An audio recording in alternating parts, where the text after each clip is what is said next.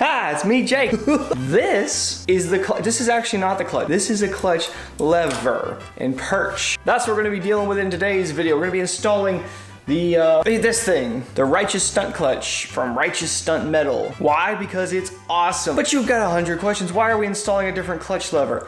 What is that gonna do for us? What pitfalls will there be? And what will be gained? This is the actual RSC itself here. And you see it's quite beautiful and colorful. We've got it in red, white, and blue. Well, actually it's silver, but you can't anodize white. You know that. But it's gonna look very nice on the bike, very slick. Big thanks to RSC for sending me this. This is the third, fourth bike in a row now I've had an RSC on. I had them on here because I love them. But what is the main benefits for these? Now that I've put my glasses on, I'm smart Jake. Won't you join me at the board? So we have our stock clutch lever here, and this is our RSC lever up here. The green part here is what we call the perch. This is what bolts onto the bar. The red part is our lever, and then we have our adjusters and the cable coming in. This is just some junky cast aluminum. This is actually nice milled aluminum, which is very nice and very pretty, and we like it so much. It also makes it stronger. So when you pull this lever down, this is your pivot point right here, and it pulls this cable and releases the clutch. This little pivot point right here, well, you've got your bolt, small like metal sleeve that this thing slips in. They slap a little oil in there. It's cute and all. With the RSC, there's actually two small ball bearings in there, represented by this giant one because that's just how I draw. That alone is great. I mean, this is a hinging point. It's under a good bit of load. Bearing is always gonna be better than just some metal sleeve. But wait, there's more. Our normal clutch lever, we have a single attachment point. In the RSC, we have two. The first one up here would be a stock pull position, but what you should do is hook into the lower one down here, and that will be your easy pull. You could think of this like a lever. If I put force here, and this is in the middle, I'll get the same force back the other way, right? By moving to that lower position, it's as if we've moved the lever down here. Now this end is super easy to move, and there's a lot more power over here. There is a slight downside, of course, which is the lever pull will be a little longer with the RSC. I don't know if this is any way accurate at all, but kind of roughly gives you an idea. Let's say that this green part was your friction zone before. Down here at the bottom, the clutch is basically released, and maybe right here, the clutch is pretty much all the way out, right? Throughout your whole lever movement, only a little bit it's the actual friction zone. With the RSC, let's say it's this entire red zone right here. So it is longer. With the extra leverage, you have to give something back, and that's further pull. With the longer friction zone, what I've noticed with my last few bikes is that you now have sort of more manipulation over the clutch release timing. You know, it's less on off and now more of a zone in there that you can kind of play with. It's not really been a problem for me. The only thing you can kind of run into is it is possible to have a weird scenario where it's hard to get enough release. And if that's the case, they do make clutch spacer that pushes it out just a bit further and helps you get enough release. And of course, you can always just go to the stock setting. I know some people actually prefer the stock setting, and the clutch is still way easier and nicer to pull and just to use than the normal one. These things were originally designed for the stunt community, guys that had handbrake setups where they'd have to be manipulating the clutch and a handbrake at the same time. So they needed a really easy to pull clutch, and they needed one that was very strong. And that, again, that's what it was designed for. It's why it's called Righteous Stunt Clutch. However, you know, I'm no stunner. I try to bang up a few wheelies every once in a while. I feel like I'm getting worse as the years go. But in my opinion, should be marketed for a lot more than just stunt riding, because it is just super, super nice to have this lever in general. Off-roading, where you need to be manipulating and holding the bars, you don't necessarily always want to let go of the entire handlebar. Something like this is nice. And if you notice here, this is gonna almost be like a two-finger action, still letting you grip very tightly. A lot of times though, you'll be able to one-finger this clutch. You always can, which is good, because like I said, there's a lot of scenarios where you need to be holding on the bar. Off-roading is one of those. Also just in general riding, you get in traffic, having to use the clutch a lot, stop and go traffic. How nice is it when you have a super, super easy to pull clutch lever? Yeah, there's very few scenarios I can think of where not having a really easy to pull clutch lever would be a bad thing. If you can get your actually hands on one of these and feel the clutch action, you'll see what I'm saying. It is so nice. And no, the eBay knockoff ones are never the same as this. Some of my friends got those over the years, and they always say the same thing when they go up to my bike. They're like, oh, it's what the real RSC feels like. Like, yeah, the $20 ones are shit.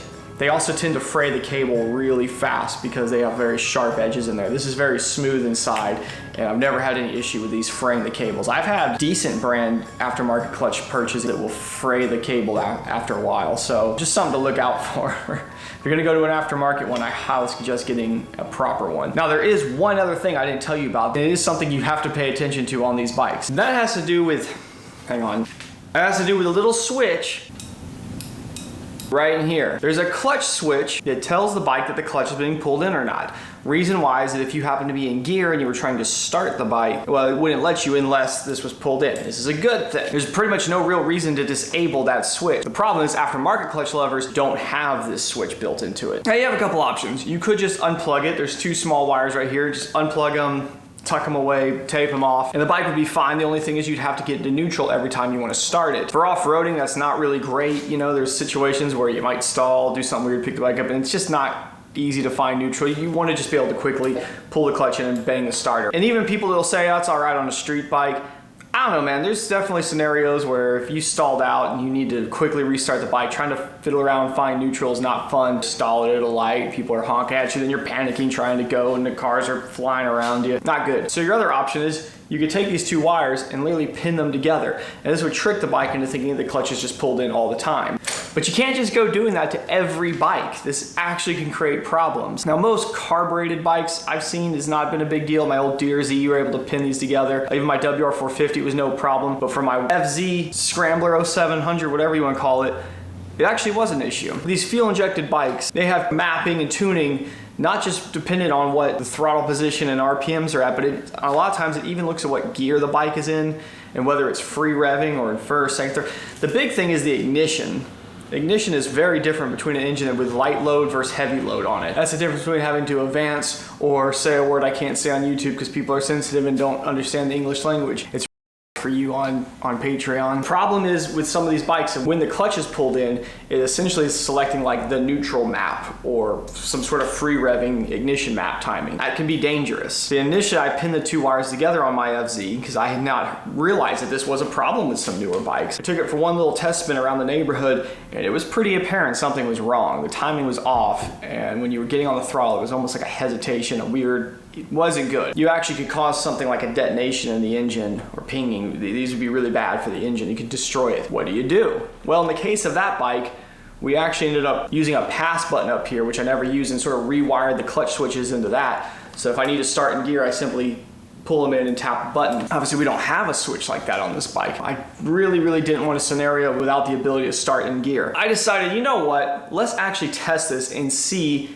if it's going to be a problem on this bike. The way I went about testing this was to actually unplug the two wires. They come right over here. As I started the bike, I let it warm all the way up, and I decided to do a couple tests. First one was it's sitting here in the garage. I held the clutch in and I put the bike in gear. And then what I did is I clipped the two wires with my fingers together. This is perfectly fine. It's incredibly low voltage.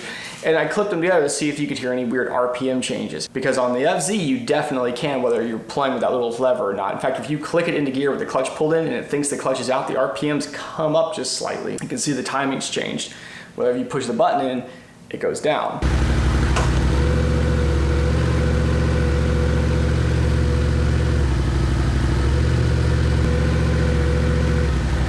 But with this bike, I didn't see that. And then I went up through the gears, all the way up into 6, and tried the same thing. No discernible difference. Then finally, I took it out for a ride. Remember, I'm riding around with these two wires unconnected, dangling down here. The bike assumes that the clutch is out all the time. Get on the throttle, and while holding it kind of under a bit of load, I would tap the two wires together. On, off. On, off. Now, I did this very gently to start with and then kind of progressed up to doing it more and more aggressively to see if I could feel the difference. But eventually I built my way up to literally being full throttle in 6th gear and touching the wires together, then letting go of them. No difference. The bike seems to run exactly the same. And so I'm pretty sure with that I can conclude that it will be safe on this bike to simply just pin these two wires together. But you need to make sure on the bike that you're doing that on that that's okay. Because if it's not, you can seriously destroy the engine. It's not good. So let's take it apart then. You'll have this little rubber flap on most of these bikes, some kind of dust seal, and you just want to remove that back, and you'll be exposing your little adjuster in here. Now sometimes, because I've never adjusted this one, they can get a little tight, so a pair of channel locks can usually loosen it. Yeah, just gently there. And then you might have to play with the wire while you do this. You want to screw this entire thing in towards the clutch. Now once you've bottomed it out here, you'll want to back this back out until you get this slit to line up. We need to get all 4 of these to line up. Once they have, you usually can pull this out. See, and there's your clutch cable. Right here, you'll see we have our little clutch cable thingies here for the switch. These have no actual direction. Doesn't matter which way you plug these in if you're ever plugging them back in or you see them unplugged on your bike. Then you have 2 8mm bolts. These are the two wires that need to be put together. There's several ways you can go about that. You could literally clip this right here, wire these up, solder it, heck, even tape it if you want to be real easy and just kind of tape the whole thing up. We could pull this apart and try to see what's going on in there. See if we can make it a little cleaner. 2 Phillips screws with the clutch lever out of the way. This is really easy. It always seems like the top one or the bottom one is like always right in the way of one of the levers.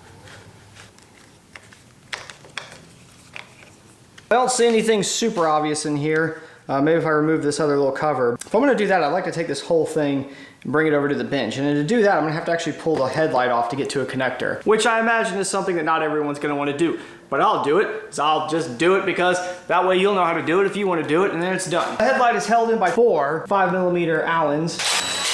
Now once you have all 4 screws off, you'll find you have to kind of pull the headlight off and do this sort of side shimmy because there's like a metal thing here, like a little deal. In mine, you don't have to do that. H4, I believe it is. And the headlight's off. You see right here, there was a little dowel thing that stuck out. First time I ever went to take this headlight off, I was able to pop it off, but getting it back on this and getting all the things lined up was insane. To the point that I said, you know, this is dumb. So I hacked it off, cleaned it up, painted it black, and then took that little metal post, painted it black, and shoved it into the rubber dampening thing. Sorry I don't have video of it, but this happened in a rage and I almost burnt the bike down. So yeah, we'll just undo these zip ties. These are the cool zip ties that you can reuse on the handlebars. And it looks like that connector goes to right here. There it is. Ah, there it is. Okay, so we see we got 2 little Phillips in here. Pop that off. We should be able to hopefully see something useful. I have no idea. You guys are seeing this in real time with me. All right, what can we see? Little plastic side drawer thing right here. That just slipped in right there, kind of in the hole. Move the zip tie. All right, there we go. These are the 2 wires we're after right here. So what I'm gonna try then is I'm gonna snip these wires up here, pull this sleeving off, and then try to slip it all the way out here through the bottom. Because having it connected and taped off somewhere down here seems a little more appealing than trying to stuff it all back into this. Cutting this fairly high up, slipping that off. Well, now I can button this all back up. I don't need to worry about this anymore. So I do need to put a small zip tie around there. Fun, we'll make it a yellow zip tie. You won't see it anyway, but you and I will both know it's that way. All right, now that little door goes in kind of right down here. It's kind of tricky, but once you get this little metal plate back on there, you'll see it holds it in place. Like a little sheet metal screw that's going into plastic. I always say you want to turn these backwards so you feel them fall into their previous threads. Then screw them in, that way you don't cut new threads every time. All right, that looks nice and clean. We'll give ourselves a little bit of room. I'd say maybe, yeah, that looks good. If I can't make that work, then I need help. Strip these back, because the way I'm gonna try to tuck these back up, I wanna make sure that they're pretty close together when we start to twist them up. And I'll get fancy with it and put some flux on it, right? Got this fancy new soldering gun the other day. Do this mega properly. Oh, look at the stuff there sizzling. Put this on the back side of the wire and you'll touch your solder from the top side, and this will cause it to kind of suck down. You can kind of touch it every once in a while and hear like, oh, is it hot enough yet? Like, you know, it's gonna take a minute for it to heat through the whole wire. There we go. Oh, look at that, it's all pulling into it. Yeah, all right. We'll take some heat shrink. I'm not trying to go all the way down. Then we can heat that up. Slightly bigger piece, shrink wrap, and then fold our little foldy piece over there. We bring this down till it's just a little nub sticking out on the tip there. Now we've made it all nice. Someone will say, oh, you should have put some silicone in there and made it waterproof. Here's the thing, like none of those are waterproof to begin with. That's just sitting underneath the headlight of the bike. You don't have to make all, I mean, I'm not gonna say it's wrong to do that, but it's not super necessary. And look, now what you can do is you can take this, because we know this is safe now, we can tuck it back into here. Now we can just put everything back. All right, when you put this back on, there is a little locating tab right here on the back side. We switched the other bar steps. I'll show you how to add those to your new bars, but you gotta line that up in there. First thing you gotta do is actually kind of stick this together. It's kind of goofy. Work this bottom piece kind of down into where the turn signal part goes. There it is. All right, and see now, comes together and it won't turn. Just put our screws back in. Try to snug these down evenly. Nothing's bind it up. So we're just about to the point where we're about to put the new clutch on. There is one other maintenance item though I'd like to do while we have this exposed, and that is to lubricate this clutch cable. Yeah, this bike's brand new, but yours may not be. So I'm gonna show you how to do that. It's very simple. Once you learn how to do this, you're gonna wanna do this all the time, to your clutch cable, to your throttle cables, unless you're one of those fancy boys with a hydraulic clutch. No one cares. You're not watching this video, you're too cool for me. You probably wear showy helmets and have a profligate of exhaust. You're pretentious. In order to perform this clutch cable servicing lubricant thing, you'll need some clutch cable lubricant and a fancy little tool. Sometimes you can buy these together. They come as a little kit. I know talking to somebody on my Patreon, Kurt's always going, can I just like spray? No, Kurt, you can't just spray. It's not gonna go down in there. And an open end and a closed end, so the open end goes onto this cable here. And you can see it just kind of pushes down in there. It has like a pretty noticeable stopping point. You get there, I'm just gonna clamp this down. All the fluid that goes in here is gonna be forced into the cable now. Hose inserts right here. There's a little spot for it. All right, that's in there. And then I always say, good idea to take a rag and wrap it around it, because I've never done this without it making a little bit of a mess, no matter how much you don't want it to. And then, shake the bottle, I gotta do it all together now. All right. Oh, you can hear it going down in it. What you wanna do is watch down at the other end to see if you can see it coming out. All right, time to put the clutch lever on finally, right? No, I didn't put the headlight on. Take a 5mm and take the RSC apart. So we'll take the clutch, perch, and spacer, stick them in on this side. I've left these zip ties that hold the cable down like really loose. We'll tighten those back up once we get this set because it could interfere with one another. We'll just cinch these all up so we can still move this around because we need to figure out where we want to put it. Okay, for this part, I always find it's best to sit on the bike. Oh my God, that lever looks cool. And kind of figure out where you want it. And also make sure you're clearing the housing over here. I like that little 2-finger action there. Now that I'm happy with that there, I've snugged these down kind of slowly. Now I'll tighten the top one down all the way, bottom that one out, and then we'll snug down on the bottom one. Ah, that's not going anywhere now. Man, that lever looks good on there. All right, let's hook this thing up. You have a choice. You can stick this little rubber boot piece back on, and you'll see it'll fit over there, and you'll be kind of left with a look like that. It doesn't look quite as cool as this, but it will protect you from the dust. If you're going to be riding in the dust, it won't affect the lever at all. Should I? What do you guys think? On or off? I think I'll be all right. We need to get this as low as we can while getting all the planets to align. There, everything's lined up. You're going to stick it in the furthest back setting. Remember, that's the easy pull, or the further one that's going to be more like stock. Hello there, welcome back. You guys died for a minute. Okay, that's fine though, because look, with this adjuster is in far as it goes, we're still not having quite enough slack to get it in there. Luckily, there's another adjuster right here. You have two, they put them right next to each other. Sometimes it's down bottom by the actual clutch. Conveniently, this one's right here. And yeah, this is another section we can kind of move back and forth. Jam nut, which is an 8mm. This side and this side are a 10mm. Loosen it up. Pull this jam nut down a bit. And we'll start screwing this in. Now with this pulled out, make sure everything is lined up. Now you want to stick your head down there and make sure you're getting it in there. And it's the furthest one back is the easy pull. All right, I'm gonna line everything up. There we go. I like to think of this as kind of like your in the field adjuster, and this is like your main one. But we need to adjust this to where there's just a little bit of play in this. You don't want it to be fully tight. The idea is when you turn your bars back and forth, it's gonna pull this cable a little bit. And if you have it where it's tight in one system, you can have the bars turned a little bit. It could cause the clutch to slip. So we'll screw this back out. And as we screw this out, it'll lengthen the cable and pull this slack up. That's probably good for that. I'm gonna jam this down. We'll do the rest of the tuning with this one. That feels good. And you just do this one by hand. You don't want this one to be super tight. You want to be able to adjust that if you're out riding. So see, you got a little bit of slack here. What you can do is you can turn the bars back and forth, and uh-oh. When I got it all the way over here, I can feel it's tight. See? So I'm gonna add a tiny bit more slack to it because I can feel when I get here, it's really tight. So again, we want to avoid that. Just a little bit of play there, but that's what we're looking for. All right, tighten that up. That's looking pretty sharp there, man. It's looking really goofy having another mirror though. I've got mirrors coming with some handguard setups that I'm gonna do. Oh, that looks so much better now. Get on with it. Hello there. Over here, hey, how's it going? We've got our RSC clutch lever and perch installed. And I know you want to go out and do some dank nooners, but we do need to do a couple quick checks to make sure that we're not slipping and we can still shift properly. Pull the clutch in, try to click it in gear. Neutral, gear. Bikes are always gonna have a little lunge when they go into gear, but we're looking at it like if it bangs really hard. If it bangs really hard, that's not good. And can we easily get back into neutral? Yes. If you find that it just keeps jumping past neutral and going to second, or it's banging real hard, you probably have a little bit too much of a gap in here. You might need to pull a little bit out so that you can get a little more release.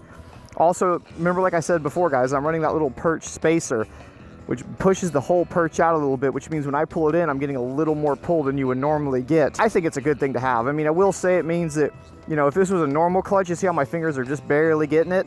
That would be possibly a problem, but it's so easy to pull this clutch that literally, like, it doesn't really matter, you know what I'm saying? Like, it's not gonna be a problem. First thing too, you're gonna have to notice is where your clutch release point is. It's gonna be different with this. The old setup, I was used to the clutch releasing, you know, almost like way out here somewhere.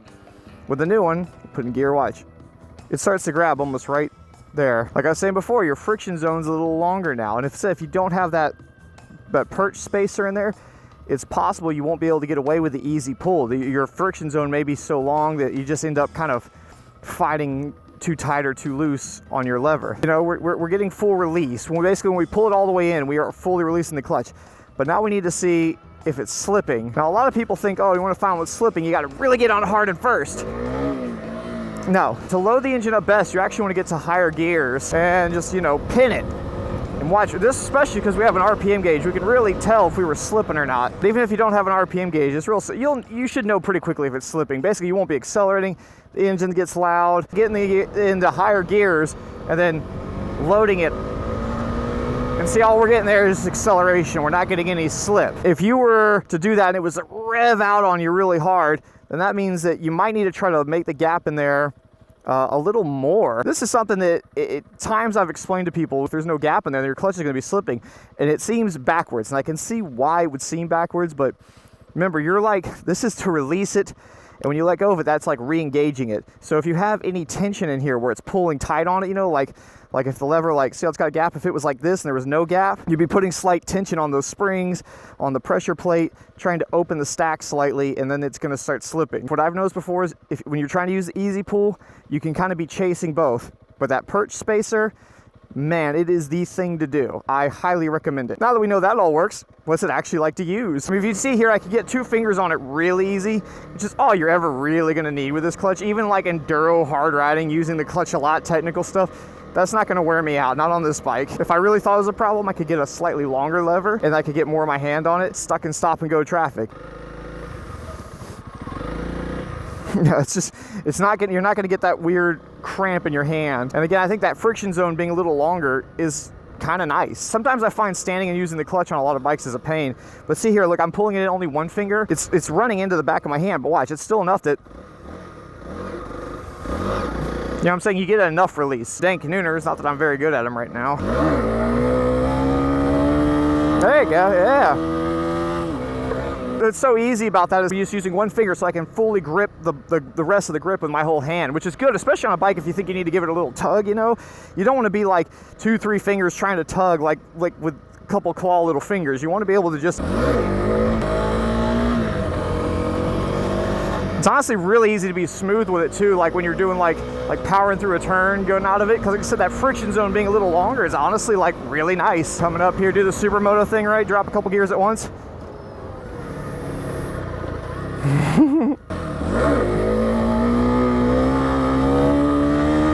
Yeah! It certainly looks really good, doesn't it? I mean, it's hard to argue with that. No issues disabling the clutch switch. It's acting perfectly fine. No weird stuff there. These videos come out earlier on Patreon, ad-free, censor-free, extended, and I really appreciate those of you who joined lately. There's been a number of y'all that have joined. It's been really good. We are growing that thing, and you know, if you are new on there, be sure to jump in the Patreon Discord. Just have to link your Discord and Patreon together. Have voice chats in there, and I go in there regularly, nearly every night, and BS with people for like an hour or 2 before I go to bed. If you haven't seen any of the other videos though, be sure to go check out the previous videos we've been doing. You know, it's getting there, you know. I'm loving it more and more with like each little thing we do. I want to change these bars soon out though too. They're just too far back in this. I need a little more of this. I think that does it for this video. I'll see y'all in the next video. Get some help.